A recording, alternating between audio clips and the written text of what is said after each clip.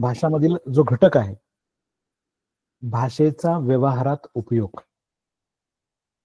आता भाषेचा व्यवहारात उपयोग याच्यामध्येच खूप काही दडलेलं आहे.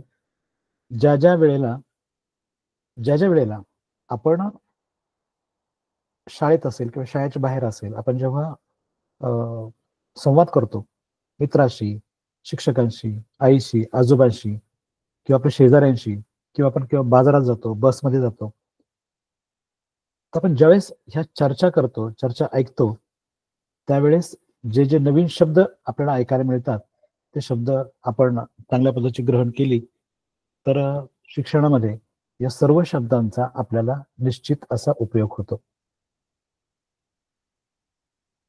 फेब्रुवारी 2024 मध्ये जी प्रश्नपत्रिका आपल्याला आली होती, त्यालाच अनुसरून आपण आज बोलणार आहोत.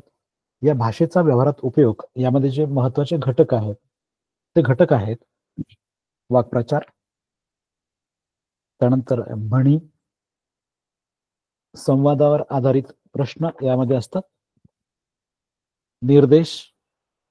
या निर्देशामध्ये पुन्हा काही प्रकार आहेत.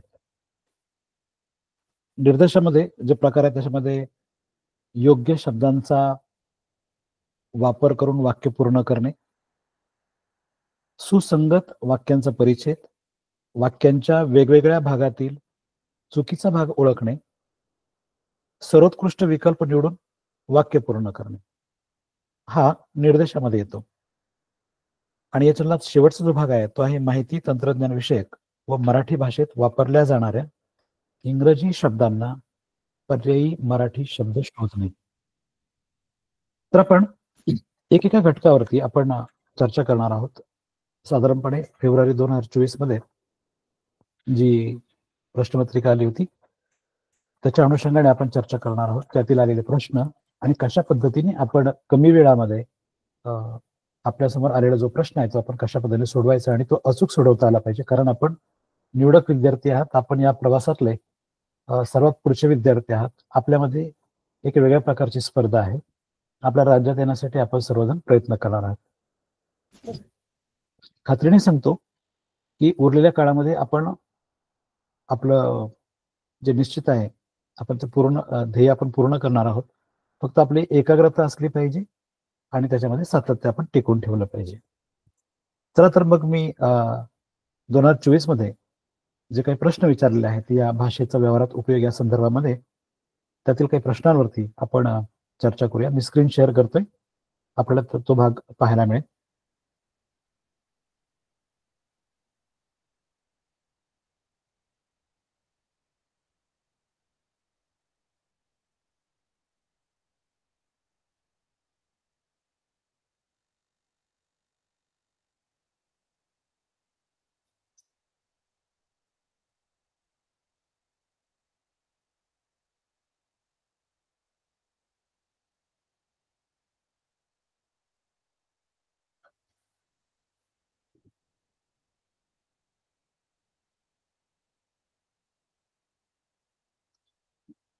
बघा मित्रांनो, यामध्ये विभाग 1 मध्ये जो पहिला प्रश्न आपल्याला विचारला होता तो मुळातच एक आगळा वेगळा प्रश्न होता आणि त्याच्यामध्ये प्रश्न असा विचारला होता, पुढील आकृतीत असलेल्या अक्षरांपासून तयार होणाऱ्या अर्थपूर्ण म्हणीतील चौथ्या अक्षराचा पर्याय निवडा. विद्यार्थी मित्रांनो, प्रश्न वाचतानाच आपल्याकडे बारकाईने निरीक्षण असं असलं पाहिजे यामध्ये नेमकं काय विचारलं. मुळातच जी म्हण दिलेली आहे ती एक एक अक्षर त्या ठिकाणी फिरवून दिलेलं आहे आणि त्याचं संकलन आपल्याला करून त्या ठिकाणी ती म्हण शोधायची असते. आता ही म्हण तयार करताना मागच्या वेळी नेमकी फार आगळी वेगळी अशी म्हण त्या ठिकाणी पाहायला मिळाली. वास्तविक ही फार दुर्मिळ अशी म्हण होती. मी मुळातच सुरुवातीला असं म्हणालो की ज्यावेळेस आपण आपापल्या परिसरामध्ये आपण फिरतो त्यावेळेस काही नाविन्यपूर्ण शब्द आपल्याला पाहायला मिळतात, त्याचं संकलन देखील आपल्याला करता आलं पाहिजे आणि त्यातलीच ही एक म्हण होती. तर म्हणीकडे चित्रामध्ये दिलेली जी काही अक्षरं असतात ती बघितल्यानंतर जेव्हा आपलं सातत्याने वाचन असतं त्यातील 2 किंवा 3 शब्द एकत्र आपल्या नजरेस पडली की आपल्याला ती लगेच म्हण सुचली पाहिजे. ही सुचते जेव्हा आपलं वाचन चांगलं असेल तेव्हा किंवा आपण एखादी ऐकली असेल तेव्हा. आता नेमकी यामध्ये ही जी म्हण होती अनेकांचं मत असं होतं की ही खूपच नवीन प्रकारची म्हण होती आणि अनेकांनी जवळपास ती ऐकलीच नव्हती. त्यामुळे बऱ्याचशा मुलांनी परीक्षा संपल्यानंतर या म्हणीबद्दल चर्चा केली आणि त्यामध्ये तो बऱ्याचशा मुलांना तो प्रश्न गोंधळात टाकण्याचा त्या ठिकाणी सापडला. तर मुळातच ही जी म्हण आहे खूप कमी वेळ वापरली जाते. बघा, मुळातच इथे म्हण मी तयार करून तुम्हाला दाखवलेली आहे. बावळी मुद्रा देवळी निद्रा अशा प्रकारची म्हण या ठिकाणी तयार होते. बघा, आता म्हण तर तयार झाली, बरोबर आहे. आता यामध्ये काय विचारलंय? चौथ्या अक्षराचा पर्याय सांगितला. तर चौथा अक्षर कोणतं आहे ते आपल्याला सांगता आलं पाहिजे. बावळी 3 आणि चौथा आहे मू, आणि मू किती क्रमांकाला आहे तर तो 4 क्रमांकाला आहे. विद्यार्थी मित्रांनो, मुद्दामून ही म्हण आपल्या समोर सादर करण्याचं कारण असं की ही बावळी मुद्रा देवळी निद्रा ही मागच्या वर्षी झाली म्हणून बऱ्याचशा लोकांना, विद्यार्थ्यांना माहित असेल. परंतु आपलं काम हेच आहे की नवनवीन म्हणी तुमच्या समोर येतील तर त्याचं संकलन देखील तुम्हाला करता आलं पाहिजे. जवळच्या काळामध्ये आणखी काही म्हणी आपण जे खूप कमी वेळा वापरली जाते अशा म्हणीचं एक छोटंसं संकलन देखील याच माध्यमातून आपल्यापर्यंत नजीकच्या काळामध्ये येऊ शकेल. पुढचा जो प्रश्न आहे प्रश्नपत्रिकेत आलेला तोही याला लागोलाग असा प्रश्न होता. मी तो दुसरा प्रश्न आपल्या समोर देतोय.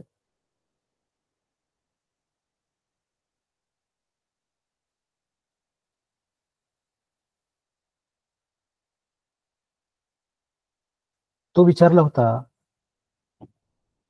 आपल्या जो भाग आहे माहिती तंत्रज्ञान. आता माहिती तंत्रज्ञान म्हणजे काय?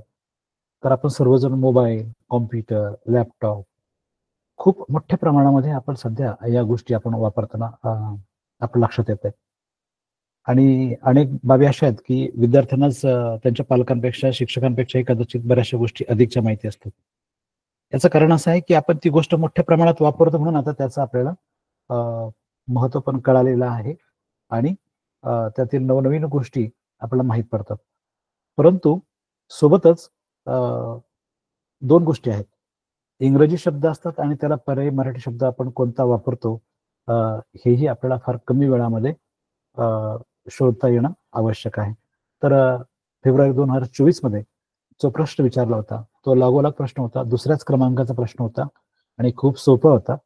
कारण हा जो शब्द आहे सिस्टीम ही नेहमीच आपण वापरतो.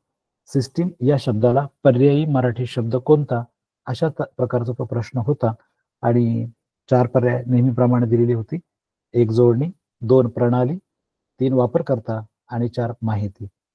अशा प्रकारचे 4 पर्याय या ठिकाणी आपल्याला दिलेले होते. मग सिस्टीम म्हणजे काय? आपल्या मनामध्ये संभ्रम निर्माण होतो आणि याचा अर्थ जोडणी होतो की काय? प्रणाली हा नेमका वेगळा नवीन शब्द आपल्याला वाटतो. मग वापरकर्ता आपण वापरतो त्याला सिस्टीम म्हणायचं का? मग माहिती आहे संकलित केलेली माहिती आहे का सिस्टीम? तर आपल्याला आपल्या पुस्तकामध्ये किंवा आपल्या शिक्षकांच्या मार्फत जे अनेक मी पण शेवटी काही तुम्हाला काही इंग्रजी शब्द देणार आहेत आणि त्याला पर्यायी मराठी शब्द पण तुम्हाला शेअर करणार आहे. तर एकूणच ते या प्रत्येक गोष्टीचा अर्थ आपल्याला त्या ठिकाणी माहिती असलं पाहिजे.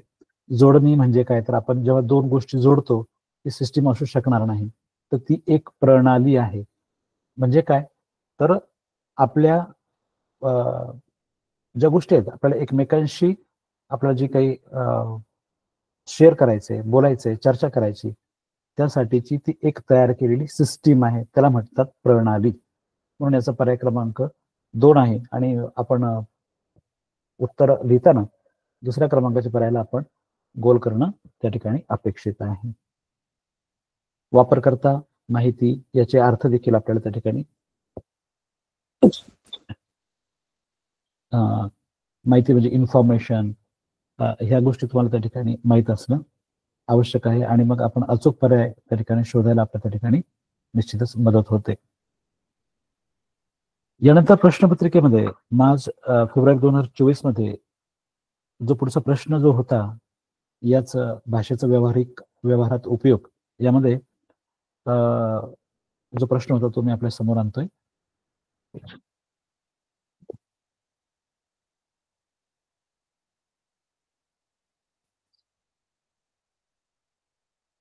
बघा मित्रांनो, प्रश्नपत्रिकेमध्ये लागोलाग याच भागावरती प्रश्न विचारलेले होते. प्रश्न क्रमांक 3 ते 5 असे ते प्रश्न होते. 3, 4 आणि 5 अशी 3 प्रश्न त्या ठिकाणी दिलेली होती आणि मूळ प्रश्न असा होता, पुढील सुसंगत वाक्यांचा परिच्छेद अर्थपूर्ण होण्यासाठी दिलेल्या पर्यायातून योग्य पर्याय निवडायला आपल्याला त्या ठिकाणी सांगितलेलं आहे. जेव्हा आपण एखाद्या वाक्याचा परिच्छेद पूर्ण करतो, त्यावेळेस आपल्याला खरं तर या ठिकाणी दिलेल्या ज्या बाबी आहेत ते तिन्ही बाबी आपण प्रथम वाचून घेणं आवश्यक आहे. कारण जेव्हा तीनही वाक्य जेव्हा आपण वाचू, तेव्हा कुठेतरी एखादी गोष्ट आपल्याला क्लिक होते आणि ती गोष्ट आपल्याला त्या ठिकाणी नमूद करता येणं आवश्यक आहे, शोधता येणं आवश्यक आहे. बहुतेक वेळा काही निवडक घटना दिलेल्या असतात.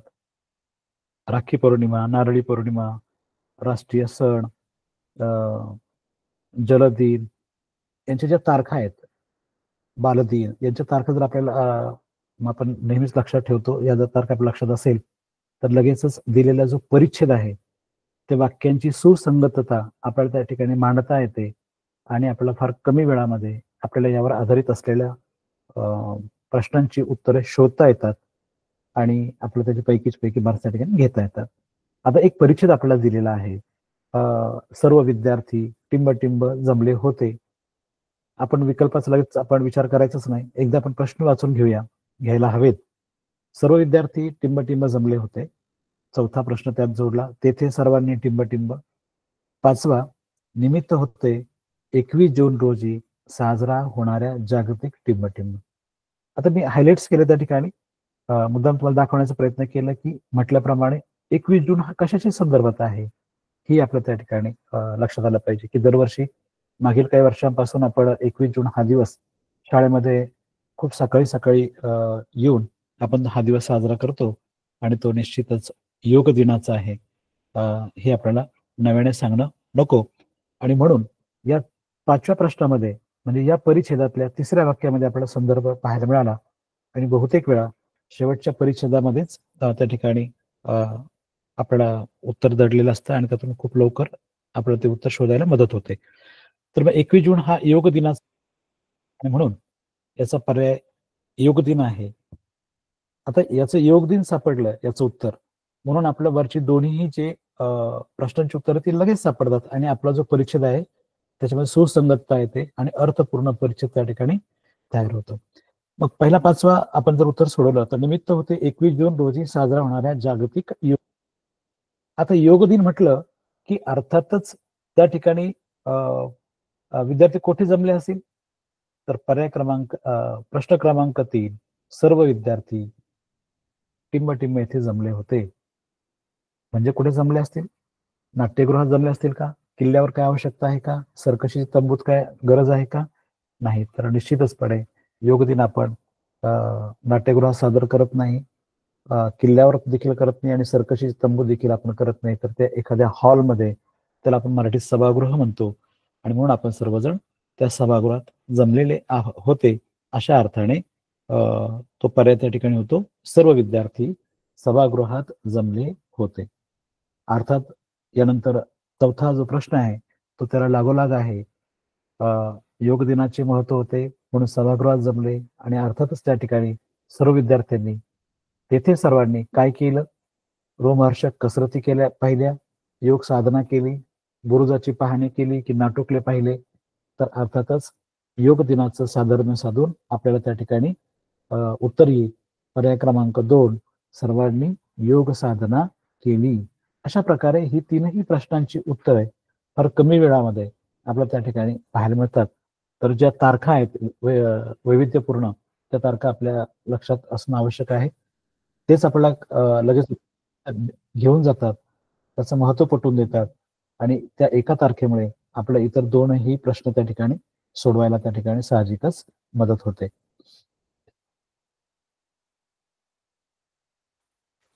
आपण पुढचा जो प्रश्न विचारलाय फेब्रुवारी 2024 मध्ये, आता या अर्थपूर्ण परिच्छेदासाठी मी तुम्हाला आणखी काही सांगू शकेल की यामध्ये आपण काय केलं पाहिजे? तर खूप बारकाईने आपण खरं तर त्या गोष्टीकडे बघितलं पाहिजे. पुन्हा पुन्हा सांगतो की ज्या तारखा आपल्याला शाळेमध्ये वर्गामध्ये शिकवलेल्या आहेत तासिकेला, ते आपलं खूप लक्षात असलं पाहिजे, त्याचं महत्व लक्षात असलं पाहिजे आणि त्याला अनुसरून आपल्याला यावर आधारित प्रश्नांची उत्तरे अर्थात परिच्छेद तो सुसंगतपणे मांडता येतो आणि त्याची मार्क्स आपल्याला त्या ठिकाणी अगदी सहजपणे घेता येतात.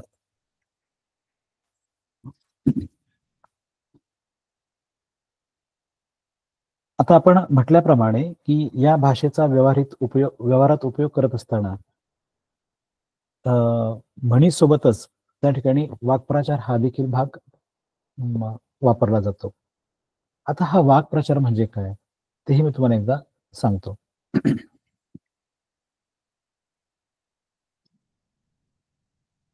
आता हा वाक्प्रचार म्हणजे काय? तर कधी याचा अर्थ अगदी सरळ सरळ नसतो, म्हणजे जसा दिला तसा त्याचा अर्थ असतो असं काही नसतं.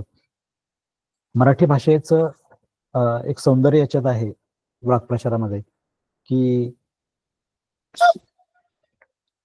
भाषेमध्ये खूप वैविध्यतापूर्ण आहे आपली भाषा आणि खूप काही गोष्टी सांगत असताना वेगळ्या शब्दामध्ये सांगण्याची जी पद्धत आहे ती एक वाक्प्रचार आहे.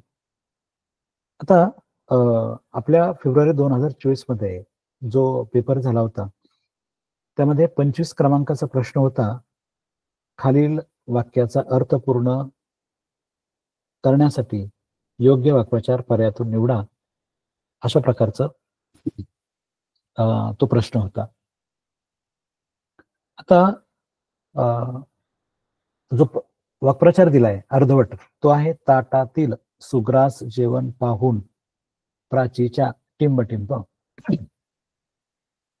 आता ते 4 जे पर्याय दिले त्याला एक साम्य दिलंय की प्रत्येकामध्ये तोंड हा शब्द दिला.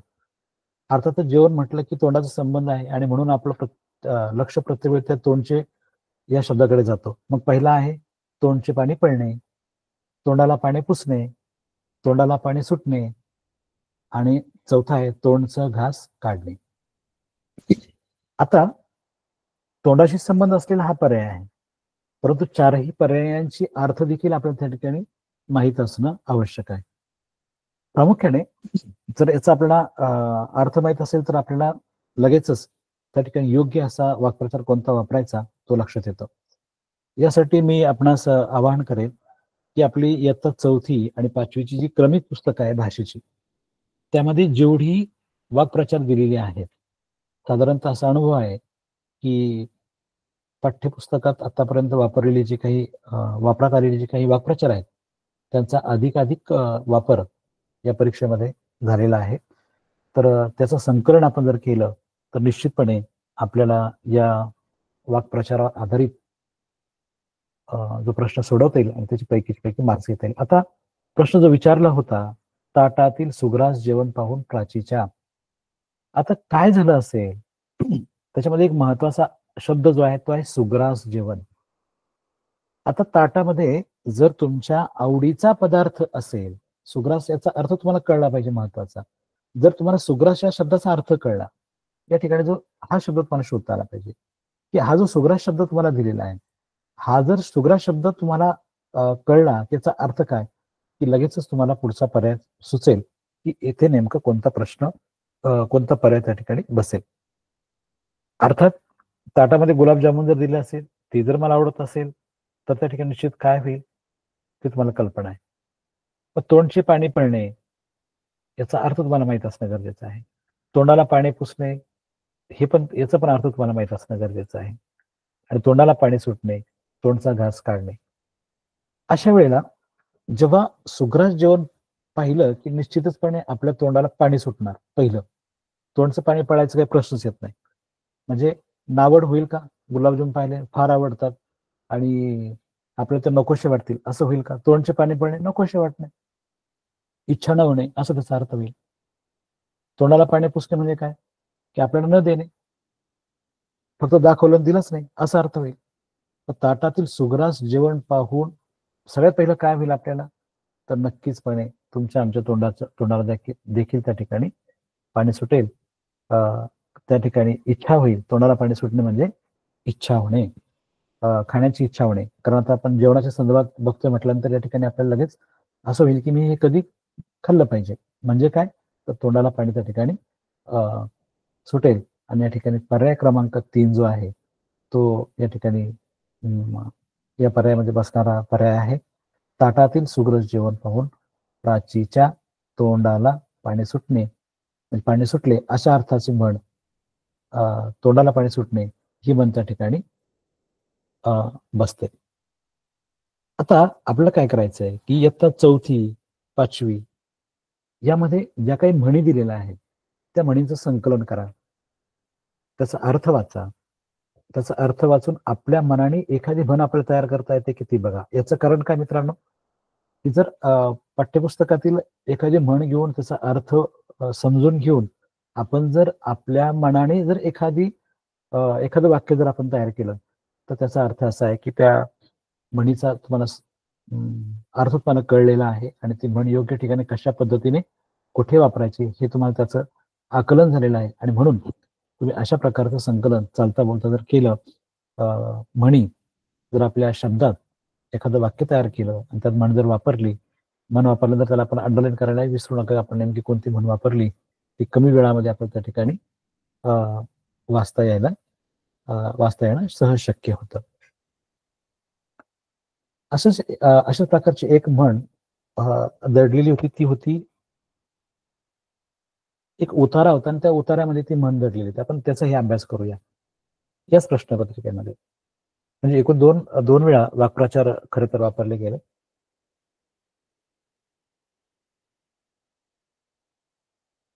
प्रश्न क्रमांक 14 ते 16 हा एक उतारा होता आणि उतार्यामध्ये ती म्हण दडलेली होती. तर ती म्हण नेमकी काय, तो प्रश्न काय नेमका आपण ते समजून घेऊ. मी पहिला प्रश्न आपल्या समोर मांडतो. जेव्हा आपण वाचतो त्या वाचन करतानाच खरं तर आपलं त्या ठिकाणी लक्ष वेधून घेतं काही शब्द, एक शब्दांचा समुच्चय. तर तो जेव्हा आपण क्रमिक पुस्तक वाचतो त्यातही वाक्प्रचार दडलेले असतात. आपण पेन्सिलने त्या ठिकाणी खुणा करून ते वाक्प्रचार आपल्याला शोधता येणं आवश्यक आहे. तर 15वा प्रश्न जो होता त्या उतार्याखालील प्रश्नांची उत्तरं देणे या भागामध्ये एक होता की पटवून देणे या अर्थाचा कोणता वाक्प्रचार उतार्यात आला आहे. आता पटवून देणं, एखादी गोष्ट आपण पटवून देतो म्हणजे नेमकं काय करतो, आपण संधी शोधतो का, गळी उतरवतो का, एखाद्याची चहाडी करतो का, की बहरणे या संबंधित त्याचा अर्थ आहे. असे 4 पर्याय तुम्हाला त्या ठिकाणी दिले.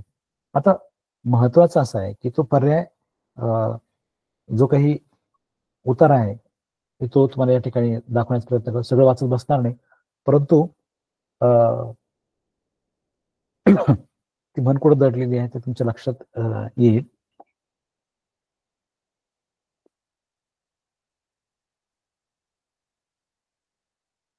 आपण एकदा वाचूनच घेऊया म्हणजे लक्षात येईल. वाचताना पण तुमच्या लक्षात येईल की म्हण नेमकी आपली कुठे दडलेली आहे. ती आपली म्हण नेमकी कोणती आहे तुमच्या लक्षात आलं असेल की पटवून देणे.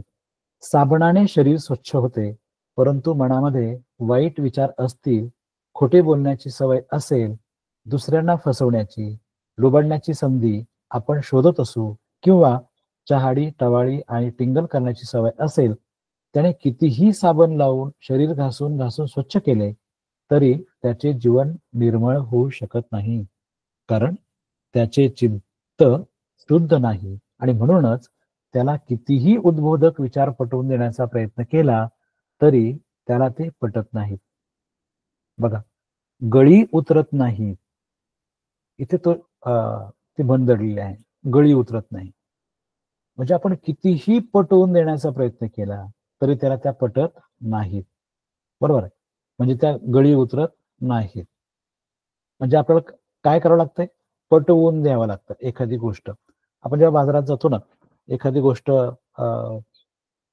जेव्हा आपण बाजारात खरेदी करतो तर आपण गिराईक असतो, तो दुकानदार काय करतो, खूप छान भाजी आहे, ताजी ताजी आहे, बघा किती छान दिसते आणि खूप आवश्यक आहे, अशा प्रकारचं सांगून सांगून आपण तो काय करत असतो, नेमकं त्या भाजीचं महत्व पटवून देतो. अशी परिस्थिती निर्माण करतो की तो आपल्याला ती भाजी घ्यायला भाग पडतो. म्हणजे एवढं पटवून देतो, म्हणजे तो काय करतो, आपलं घ्यायला भाग पडतो, म्हणजे तो गळी उतरवतो आपल्या. अशा अर्थाने त्या उतार्यामध्ये या वाक्प्रचाराचा अर्थ त्या ठिकाणी दडलेला आहे. हे आपल्याला शोधता येणं आवश्यक आहे. आपण आता पुढे जाऊया. पुढचा जो प्रश्न आहे, या प्रश्नपत्रिकेमध्ये या संदर्भात आलेली जी प्रश्न होती, भाषेचा व्यवहारात उपयोग या संदर्भात आलेली जी प्रश्न होती ती याच प्रमाणात होती. या संदर्भात मी आणखी तुम्हाला काही गोष्टी या ठिकाणी सांगण्याचा प्रयत्न करतो.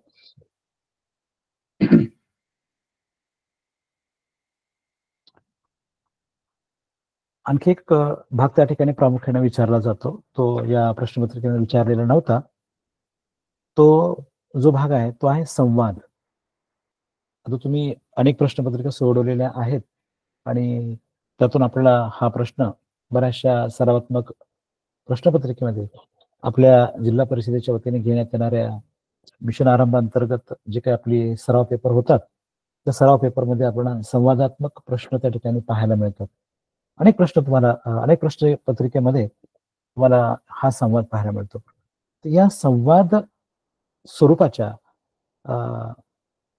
जे काही प्रश्न असतात त्यामध्ये काळजी घ्यायची असते. बघा मित्रांनो, जेव्हा आपली परीक्षा असते, ती परीक्षा एवढी काय सोपी, सहज, चला या बसा, उतारा वाचा आणि सरळ सरळ उत्तर लिहा, असं काही एवढ्या सोप्या पद्धतीने कोणी आपल्याला देत नसतं. ओके. आणि आपण परीक्षा देतो म्हटल्यानंतर त्या ठिकाणी चाळणी होणार, बरोबर, आपल्याला फसवण्याचा त्या ठिकाणी प्रयत्न असतात. फक्त आता आपण किती एकाग्रतेने त्या ठिकाणी बसतो आणि किती एकाग्रतेने आपण आपला समोरचा प्रश्न सोडवतो, गोष्टी अवलंबून असतात. आता संवादामध्ये आपल्याला एक गोष्ट समजून घ्यायचंय त्याच्यामध्ये.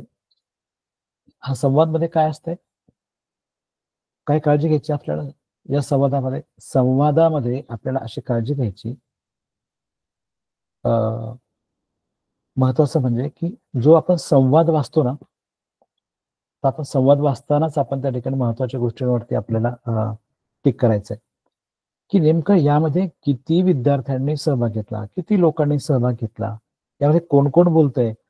का अनेकदा असं होतं की अप्रत्यक्ष एखाद्या व्यक्तीचं नाव त्या ठिकाणी टाकलं जातं, तो आलेला बघितला, त्या विद्यार्थ्याचं नाव टाकलं जातं, एखाद्या व्यक्तीचं नाव टाकलं जातं आणि सांगितलं होतं की एवढ्यात मगन आला, परंतु त्याने चर्चेत भाग घेतला का, संवादात भाग घेतला का, हेही आपण लक्षात आणणं गरजेचं आहे.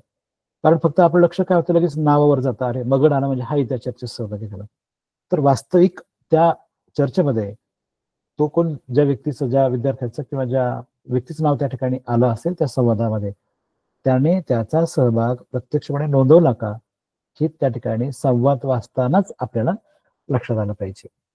आणि अनेकदा प्रश्न जे असतात ते फाशा स्वरूपाचे असतात. त्यामध्ये आपल्याला लगेचच संख्या निश्चित करता आलं पाहिजे, की एक प्रश्न हमखास असतो त्याच्यामध्ये, की या संपूर्ण संवादामध्ये एकूण किती व्यक्तींचा सहभाग आढळला.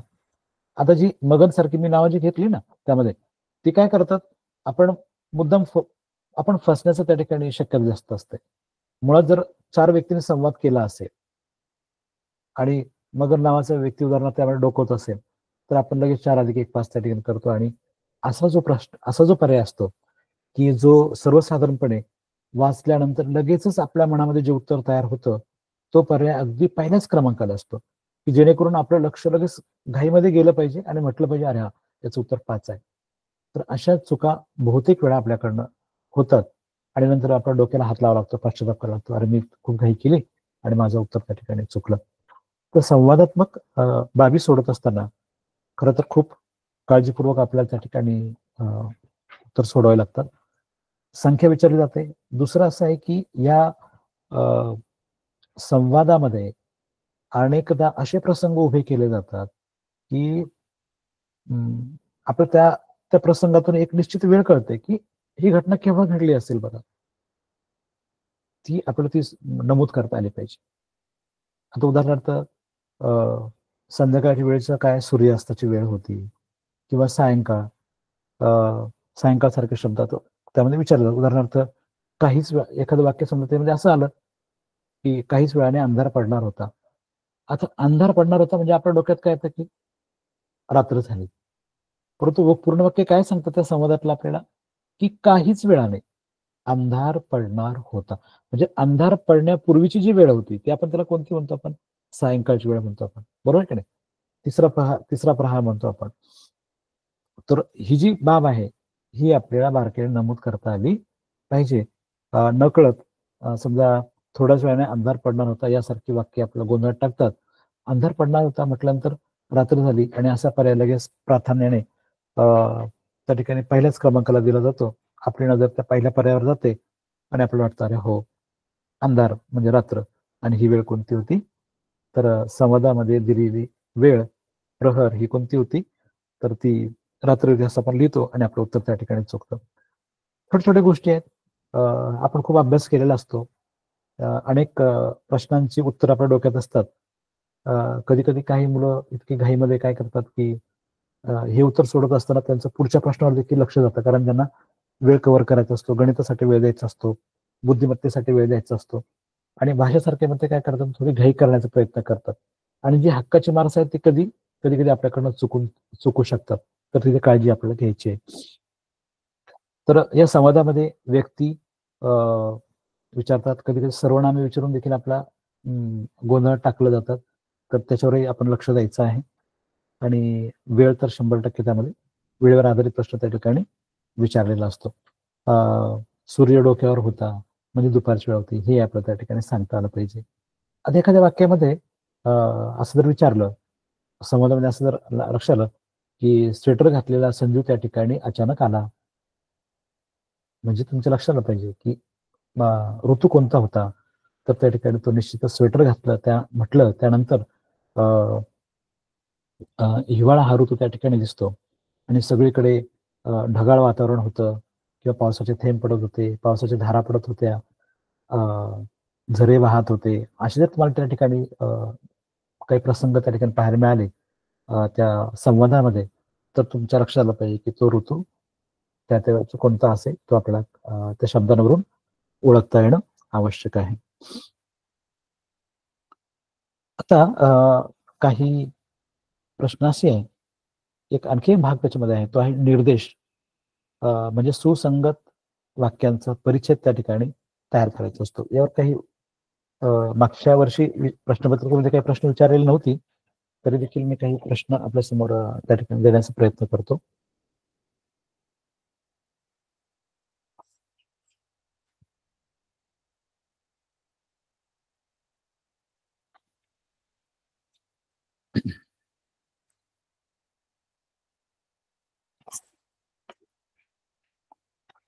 आता याच्यामध्ये मुळातच प्रश्न असा आहे की सुसंगत वाक्यांचा परिचय, निर्देश केलं जातं, दर्शवलं जातं. निर्देश करणे, दर्शवणे अशी विशिष्ट गोष्ट दाखवते आपल्याला त्याच्यामध्ये की इथे नेमकं उचित असा शब्द कोणता बसेल, योग्य शब्द कोणता बसेल हे आपल्याला त्यातून लक्षात येते. आता त्याच्यामध्ये एक वाक्य असं आहे की घर टिंब टिंब ठेवून त्याने उच्च शिक्षण घेतले. असं एक उदाहरण म्हणून तुम्हाला मी प्रश्न त्या ठिकाणी टाकतो. घर टिंब ठेवून त्याने उच्च शिक्षण घेतले. आता सर्वसाधारणपणे आपण ज्या घटना ऐकतो की उच्च शिक्षण घेण्यासाठी निश्चितचपणे पैसा लागतो हे आपल्याला चांगली कल्पना आहे. आणि पैसा लागत असल्या कारणाने पैसा कुठून येणार याची चर्चा जेव्हा आपण वेगवेगळ्या ठिकाणी ऐकतो, कर्ज असेल, विकणं असेल, ह्या गोष्टीतून तो पैसा उपलब्ध होतो हे आपल्याला घरातल्या चर्चेवरून किंवा मित्रांच्या बोलण्यातून आपल्याला सर्वसाधारणपणे लक्षात येतात. मग याला पर्याय काय दिले? घर टिंब ठेवून त्याने उच्च शिक्षण घेतले. पहिला पर्याय व्यवस्थित आहे का? पहिला पर्याय दिला याच्यामध्ये घाण, घाण. दुसरा गहाण, तिसरा गहन आणि चौथा बाजूला. आता आपण जर भाषेतील शुद्धता जर जपली, आपलं वाचन व्यवस्था असेल किंवा उच्चारांची जर स्पष्टता आपल्याकडे असेल, तर आपला या ठिकाणी उत्तर चुकणार नाही. कारण मुद्दाम दोन पर्याय असं तुम्हाला दाखवले याच्यामध्ये, की पहिला पर्याय आहे घाण, दुसरा आहे गहाण. ओके. आता बऱ्याच वेळा ग्रामीण भागात जी विद्यार्थी असतात त्यांना याची कल्पना आहे की काही शब्द घाईत बोलत असताना त्याचा अपभ्रंश होतो आणि त्याचा उच्चार वेगळा त्या ठिकाणी येतो. आता घाण आणि गहाण याच्या उच्चारामध्ये फार काही फरक नाही, पण वाचन करताना ते आपल्या लक्षात येतं. आणि म्हणून वाचन देखील आपलं बारकाई नसलं पाहिजे आणि श्रवण देखील आपण खूप चांगलं असलं पाहिजे.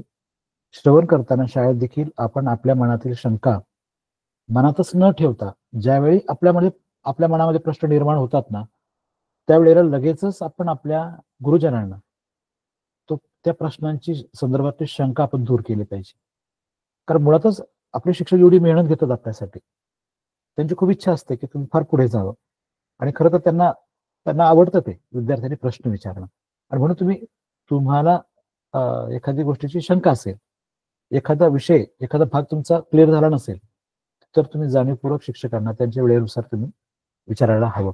आता घर टिंब ठेवून त्याने उच्च शिक्षण घेतले, त्याचे पर्याय जे दिले त्याचे अर्थ पण आपल्याला माहित असले पाहिजे, म्हणजे सुसंगत पण आपला त्या ठिकाणी येऊ शकेल.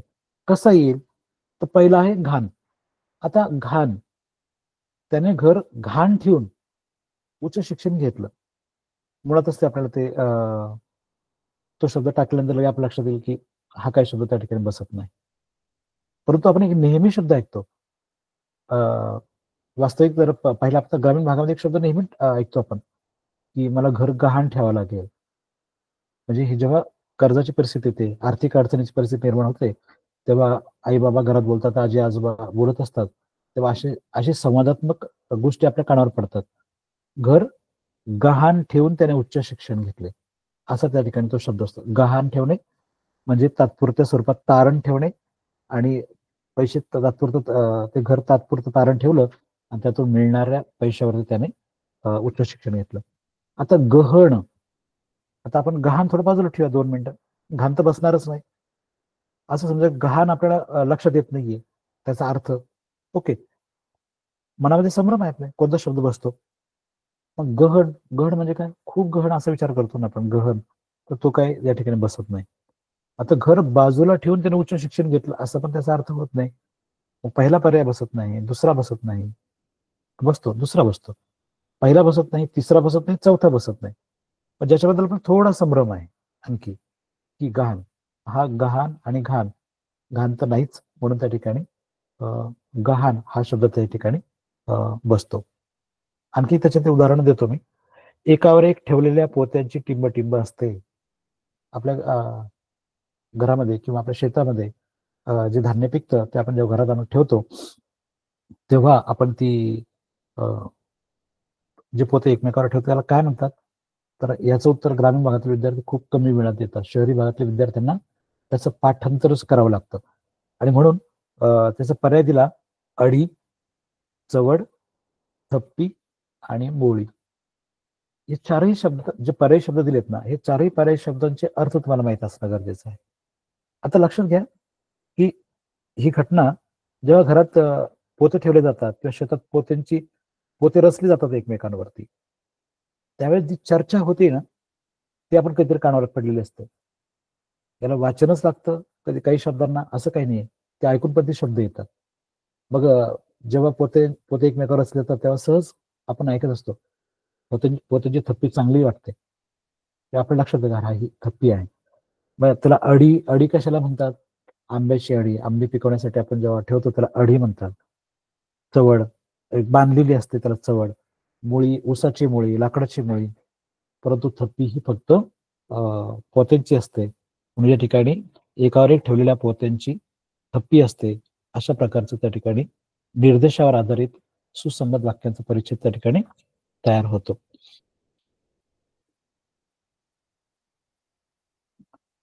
आणखी आणखी जो भाग आहे की वाक्यांच्या वेगवेगळ्या भागातील चुकीचा भाग ओळखणे, असा एक भाग त्याच्यामध्ये आहे. प्रश्नपत्रिकेत विचारलं नाही, परंतु आपण त्यावरती बोलूया आपण थोडस.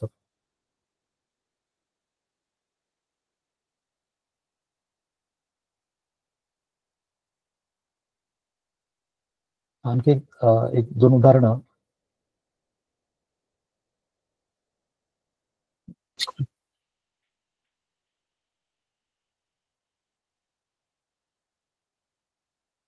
आणखी एक दोन उदाहरणं तुम्हाला दाखवतो मी.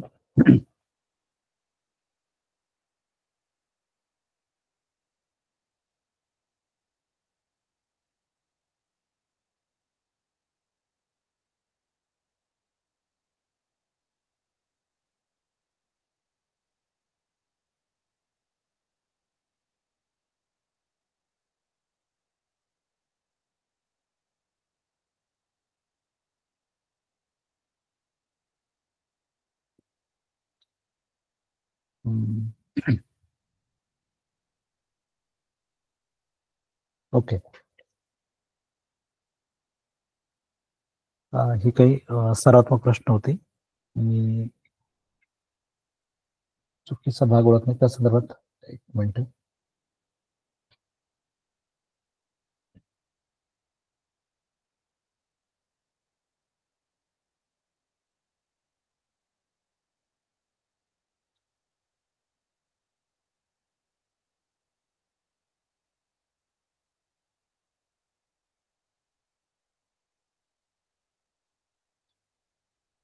आता एक नवीन भाग आहे त्याच्यामध्ये. मागच्या वर्षी विचारलेला जरी नसला तरी विचारू शकतात. त्या भागाचा समावेश याच्यामध्ये आहे. तो आहे वाक्यांच्या वेगवेगळ्या भागातील चुकीचा भाग ओळखणे. एक नमुना प्रश्न मी आपल्या समोर त्या ठिकाणी देण्याचा प्रयत्न करतो. आपल्याकडे एक असा एक वाक्य दिलं जातं आणि त्याचे तुकडे केले जातात, भाग केले जातात. 4 भागामध्ये त्याची विभागणी केली जाते आणि मग त्यात कोणता भाग नको वाटतो, अनावश्यक वाटतो, तो आपल्याला त्या ठिकाणी खरं तर शोधता आला पाहिजे. मुळातच या भाषा विषयामध्ये आपलं वाचन चांगलं असलं पाहिजे, श्रवण चांगलं असलं पाहिजे. त्यामुळे असे जे प्रश्न विचारले जातात सुसंगतपणा येण्यासाठी, तर ती आपल्याला लवकर शोधता येणं सोपं. त्याच्यामध्ये एक प्रश्न दिलाय, तुमच्या वर्गात ऑब्लिक खो खो मध्ये जिंकला ऑब्लिक म्हणून तुम्हाला आनंद झाला, पुढचा भाग दुःख झाले. 4 भाग केले. अ मध्ये आहे तुमच्या वर्गाचा संघ, 2 खो खो मध्ये जिंकला, क म्हणून तुम्हाला आनंद झाला आणि ड दुःख झाले. ओके. इथे प्रश्न काय विचारला, खालील वाक्य 4 भागात विभागलेले आहे, त्यातील चुकीचा भाग ओळखून योग्य पर्याय क्रमांक निवडा. ओके. आता इथे जे 4 भाग केलेले असतात अ, ब, क आणि ड आणि पर्याय खाली ब, अ, ड, क. विद्यार्थी मित्रांनो, अशा प्रश्नामध्ये थोडीशी गोंधळ होण्याची शक्यता असते. कारण आपण काय करतो की प्रयत्न करतो की हा गट अ गट चुकलाय, ब गट चुकीचा आहे, म्हणजे नको आहे, क नको आहे की ड आहे. आणि जो नको आहे ना, तोच आपण काय करतो, त्याचाच पर्याय क्रमांक आपण लिहितो. समजा आता उदाहरणार्थ यामध्ये तुमच्या वर्गाचा संघ खो खो मध्ये जिंकला म्हणून तुम्हाला आनंद झाला, हे वाक्य बरोबर येतंय. परंतु तुम्हाला काय नकोय, दुःख झाले. तुमचं उत्तर आहे ड.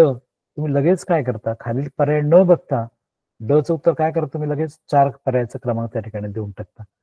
तर ही गडबड होण्याची बहुतेक वेळा शक्यता असते. आता ज्या सरावात्मक पेपर झालेत ना, त्या पेपरच्या माध्यमातून आम्ही बघतो की बरेचसे विद्यार्थी अशा पद्धतीची घाई करतात आणि खालचा पर्याय क्रमांक शोधत नाही आणि आपण लगेच थेट वर जे 4 गट दिलेले असतात त्यात बघूनच आपण उत्तर त्या ठिकाणी सांगण्याची घाई करतो. घाई नेहमी आपल्याला संकटात टाकते, लक्षात घ्यायचं. ते रस्त्यावर असो, परीक्षेत असो किंवा कुठे जीवनात असो. त्यामुळे घाई करायची नाही. जे करायचं खूप व्यवस्थितपणे करायचं. चित्त शांत ठेवून करायचं. मन शांत ठेवून आपल्याला त्या ठिकाणी प्रश्नांची उत्तरं सोडवायची असतात. इथे काय दिलं, तुमच्या वर्गाचा संघ खो खो मध्ये जिंकला म्हणून तुम्हाला आनंद झाला, दुःख झाले. आता दुःख झाले संबंधच येत नाही. मग दुःख झाले नकोय आपल्याला. मग हा जो ड भाग आहे, हा पर्यायामध्ये कुठे आहे? पहिला ब आहे, दुसरा अ आहे, तिसरा ड आहे, चौथा क आहे. आपला हा ड नको ना.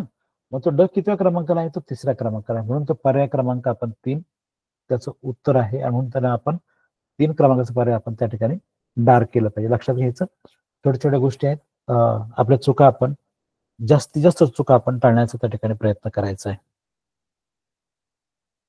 त्यातला जो शेवटचा भाग असतो तो असतो सर्वोत्कृष्ट विकल्प जो आहे तो सर्वोत्कृष्ट विकल्प निवडून वाक्य पूर्ण करता आला पाहिजे. पुन्हा ह्या गोष्टी पुन्हा वाचनावर आहे. अचूक असं वाचन, अचूक व्यवस्थित असं श्रवण. अर्थातच जे आतापर्यंत आपण ज्या गोष्टी पाहिल्या त्या लिंकिंग आहेत, सुसंगतपणाच त्या ठिकाणी आलेला पाहायला मिळतो. आपण तो परिच्छेद असेल, संवाद असेल, बाकीचे जे आपण योग्य शब्दाचा वापर करून आपण वाक्य पूर्ण करायला म्हटलं, या सर्व बाबीमध्ये एक गोष्ट जी आहे ती आहे की सुसंगतपणा आपल्याला करता येणं आवश्यक आहे. तो सुसंगतपणा येण्यासाठी तुमचं वाचनच व्यवस्थित असलं पाहिजे, श्रवण व्यवस्थित असलं पाहिजे आणि तुमचं त्याला जोडून आकलन पण तेवढंच महत्वाचं आहे. अर्थ देखील तुम्हाला त्या ठिकाणी समजणं आवश्यक आहे. आता एक असे काही प्रश्न विचारले जातात. मागच्या वर्षीच्या प्रश्नपत्रिकेत विचारली गेलेली नाही, परंतु एक नमुना म्हणून तुमच्या समोर मी त्या ठिकाणी प्रश्न टाकण्याचा प्रयत्न करतोय. प्रश्न असा आहे, रोहन हेमंतला सांगत होता. अवतरण चिन्हामध्ये रिकामी जागा दिली. 1. गेलो होतो फिरायला काल मी. बघा मनात वाचणार आपण त्या परीक्षेला. गेलो होतो. 2. फिरायला काल गेलो होतो मी. 3. मी काल फिरायला गेलो होतो. 4. मी गेलो होतो फिरायला काल. बघा विद्यार्थी मित्रांनो, याच्यामध्ये क्रमबद्धता फार महत्वाची आहे की कशानंतर काय आलं, कशा पद्धतीचं ते वाक्य आहे.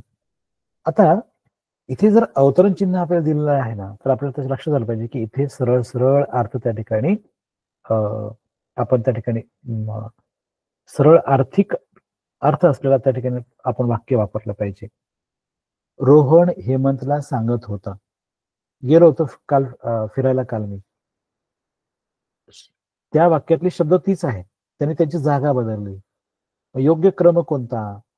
योग्य क्रम तुम्हाला नक्कीच पाहायला मिळेल की तिसऱ्या पर्यायामध्ये जी वाक्यरचना आहे, अगोदर आपण जे नेहमी वापरतो, मी काल फिरायला गेलो होतो, एक सर्वसाधारणपणे अशाच पद्धतीची वाक्यरचना आपण नेहमी वापरतो आणि म्हणून स्पष्टीकरणात पण आपल्या या ठिकाणी दिलेलं आहे की हा तिसरा पर्याय कशा पद्धतीने त्या ठिकाणी बसतो तो. मग रोहन हेमंतला सांगत होता, अवतरण चिन्हात काय येईल तर मी काल फिरायला गेलो होतो. अशा प्रकारचे काही प्रश्न यामध्ये प्रामुख्याने विचारले जातात.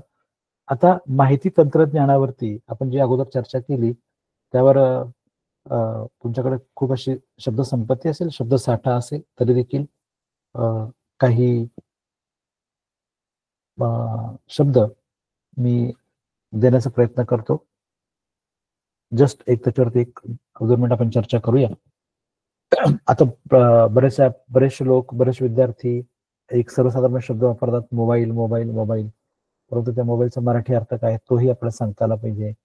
बहुतेक शब्द पण विद्यार्थी बऱ्यापैकी इंग्रजीमध्ये त्या ठिकाणी आपण वापरायला लागलोय आणि बऱ्याचशा इंग्रजी शब्दांची ओळख जाण आपल्याला या संगणक युगामध्ये, मोबाईलच्या युगामध्ये आपल्याला होताना पाहायला मिळते. परंतु त्याला मराठीत काय अर्थ, कोणता शब्द आहे, पर्यायी शब्द कोणता आहे, तोही आपल्याला त्या ठिकाणी सांगता येणं गरजेचं आहे. तर ज्या वेळेला वर्गामध्ये असे नाविन्यपूर्ण शब्द शिक्षक आपल्याला सांगतात, त्याचा अर्थ असा असतो की तो नवीन पद्धतीने तो शब्द आलेला असतो आणि तो तुम्हाला माहीत व्हावा म्हणून देखील तुम्हाला त्या ठिकाणी तो शब्द प्रामुख्याने दिला जातो. तर काही हा शब्दसाठा तुमच्याकडे आहेच, तर देखील तो तुमच्यासमोर मी देण्याचा प्रयत्न केलाय. इन्फॉर्मेशन म्हणजे माहिती, टेलिव्हिजन, दूरचित्रवाणी, मॉनिटर, दृश्यपटल, प्रोग्राम, कीबोर्डला कळफलक म्हणतात, रोबो, यंत्रमानव. याला हा बऱ्यापैकी अर्थ तुम्हाला या गोष्टीचा माहिती आहे. आता न्यूजपेपर म्हणजे वर्तमानपत्र, कॅल्क्युलेटरला काय म्हणतात तर गणक यंत्र म्हणतात. इंटरनेट म्हणजे नेमकं काय, आपण प्रत्येकजण म्हणतो इंटरनेट चालू कर असं आपण म्हणतो.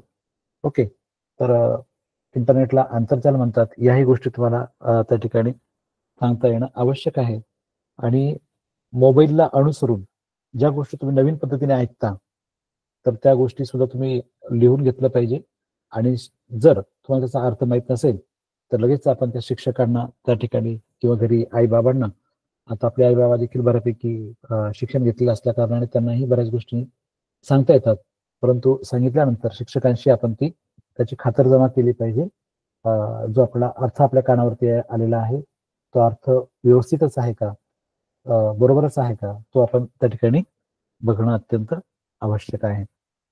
तर एकूणच जो काही भाषेचा व्यवहारात उपयोग आहे या संदर्भात पुन्हा पुन्हा मी आपल्याला त्या ठिकाणी सांगू इच्छितो की या उरलेल्या वेळेमध्ये, उरलेल्या कालावधीमध्ये आपण आपलं वाचन जे आहे त्याचा वेग आपण अशाच पद्धतीने ठेवा.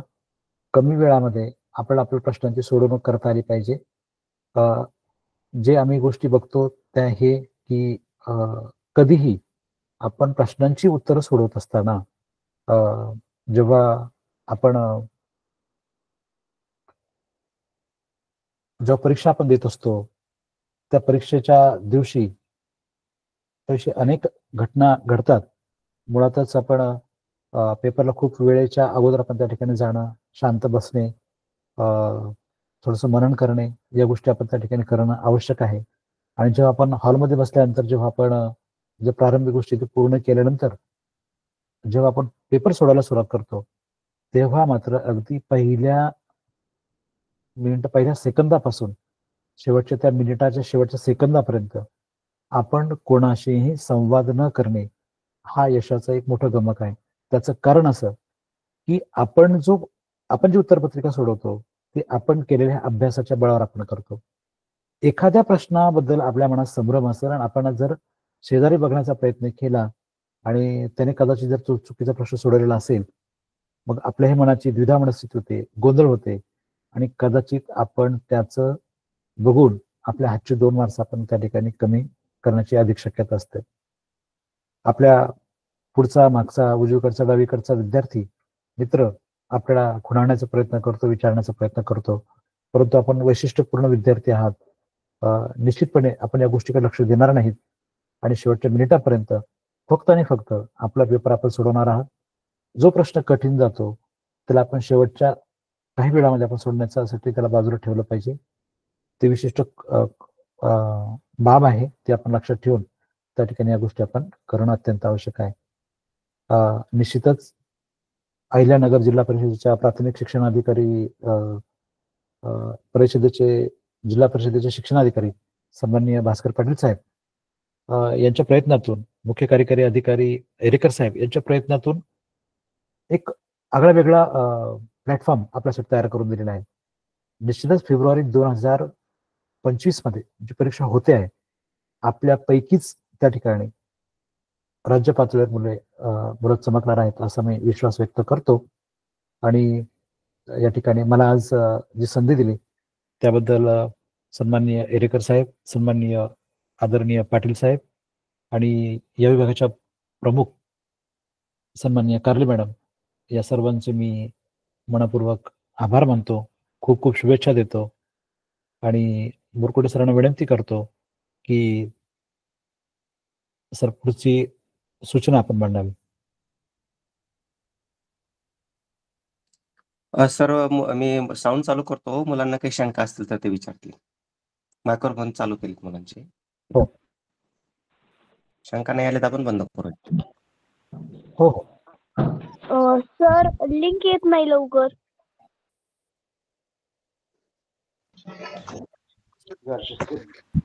लिंक रोजचीच असते, त्याच्यात पुन्हा देण्याची आवश्यकता नाही त्याची. नाही का? नाही, तीच लिंक वापरतो ना आपण रोज. जरी नवीन दिली तर काहींना माहित नसेल म्हणून दिली जाते. लिंक तीच असते. तर तुम्ही स्क्रीन दिसत नव्हती. ठीक आहे.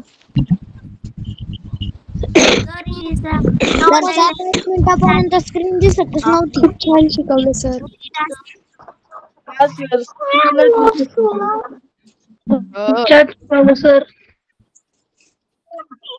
सर शेअर केलेली स्क्रीन दिसत नव्हती. हा तो तर सेकंड वन सुरुवातीला थोडा प्रॉब्लेम आला होता, नंतर प्रश्न दिसत होते, पण सर सांगत होते काय हरकत नाही. ओके.